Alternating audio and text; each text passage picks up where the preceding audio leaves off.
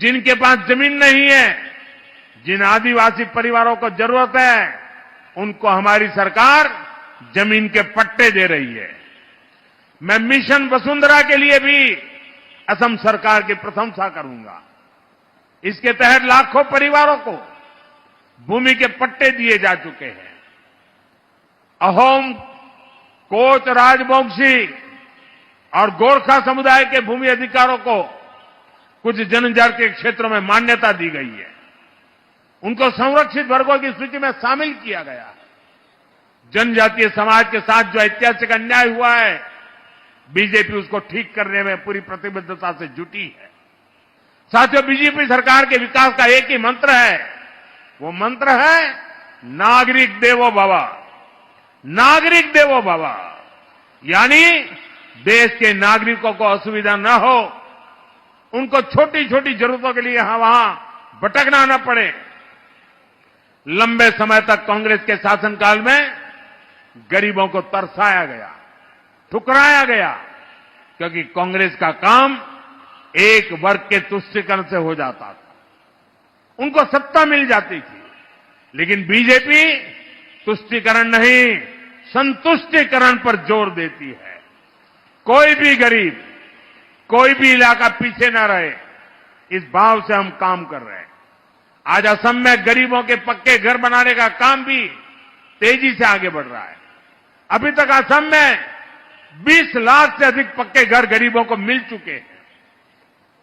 घर घर नल से जल पहुंचाने का काम भी असम में तेज गति से चल रहा है।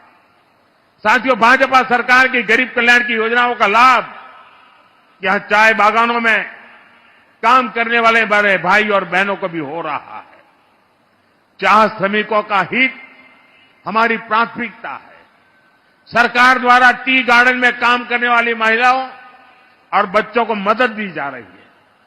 महिलाओं के स्वास्थ्य, बच्चों की शिक्षा पर हमारा बहुत जोर है। यहां माता मृत्यु दर और शिशु मृत्यु दर को कम से कम करने के लिए भी सरकार योजनाएं चला रही है।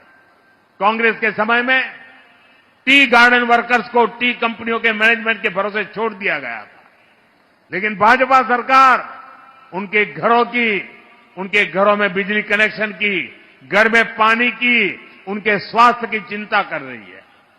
इन योजनाओं पर करोड़ों रुपए खर्च किए जा रहे हैं। साथियों, असम के विकास का नया दौर शुरू हो चुका है। असम ट्रेड और टूरिज्म का बड़ा सेंटर बनेगा। हम मिलकर विकसित असम बनाएंगे, विकसित भारत बनाएंगे। माननीय प्रधानमंत्री महोदये সকলো ৰাইজকে মিছন বসুন্ধৰাৰ বিষয়ে ইয়াতে কৈছিল আৰু সেই ভাষণটো আপোনালোকে শুনাইছো।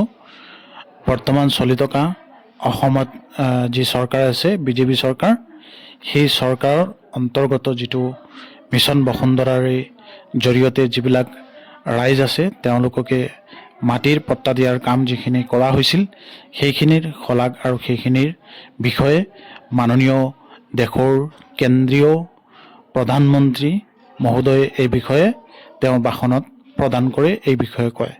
গতিকে মিছন বসুন্ধৰাৰ যিবিলাক আপডেট আপোনালোকক দিওঁ, সেই সংক্ৰান্তত আপোনালোক সকলোকে এই ভিডিঅ'টো শুনাইছোঁ, যাতে আপোনালোকে জানিব পাৰিব যে এই বিষয়ে লৈ পেলাই আমাৰ দেশৰ গৌৰৱ প্ৰধানমন্ত্ৰী মহোদয়ে এই বিষয়ে আপোনালোক সকলোকে অৱগত কৰাইছে, জনাইছে, কৈছে। আৰু মিছন বসুন্ধৰা লৈ পেলাই বহুতৰে কাম হৈ আছে আৰু বহুতে পট্টা পাইছে, বা যিখিনি মানুহৰ পট্টাৰ কাম প্ৰচেছিং হৈ আছে সেইখিনিও হ'ব বুলি সকলো আশাবাদী।